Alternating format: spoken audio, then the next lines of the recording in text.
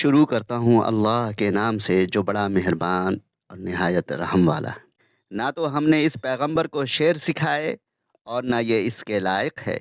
وہ تو صرف نصیحت اور واضح قرآن ہے،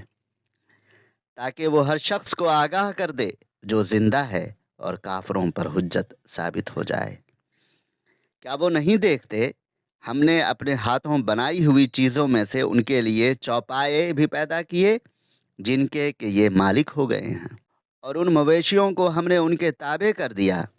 جن میں سے بعض تو ان کی سواریاں ہیں اور بعض کا گوشت کھاتے ہیں۔ انہیں ان میں سے اور بھی بہت سے فائدے ہیں اور پینے کی چیزیں، کیا پھر بھی یہ شکر ادا نہیں کریں گے؟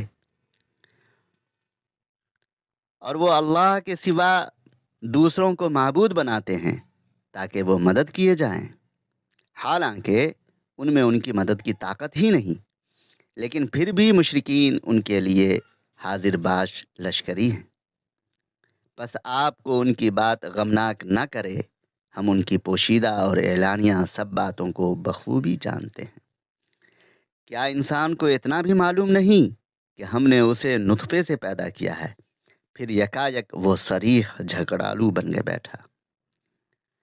اور اس نے ہمارے لیے مثال بیان کی اور اپنی اصل پیدائش کو بھول گیا، کہنے لگا ان کی گلی سڑی ہڈیوں کو کون زندہ کر سکتا ہے؟ آپ جواب دیجئے کہ انہیں وہ زندہ کرے گا جس نے اول مرتبہ پیدا کیا ہے، جو سب طرح کی پیدائش کا بخوبی جاننے والا ہے، وہی جس نے تمہارے لیے سبز درخت سے آگ پیدا کر دی جس سے تم یکایک آگ سلگاتے ہو، جس نے آسمانوں اور زمین کو پیدا کیا ہے، کیا وہ ہم جیسوں کو کے پیدا کرنے پر قادر نہیں؟ بے شک قادر ہے، اور وہی پیدا کرنے والا دانا ہے۔ وہ جب کبھی کسی چیز کا ارادہ کرتا ہے اسے اتنا فرما دینا کافی ہے کہ ہو جا، تو وہ اسی وقت ہو جاتی ہے۔ بس پاک ہے وہ اللہ جس کے ہاتھ میں ہر چیز کی بادشاہت ہے اور جس کی طرف تم سب لوٹائے جاؤ گے۔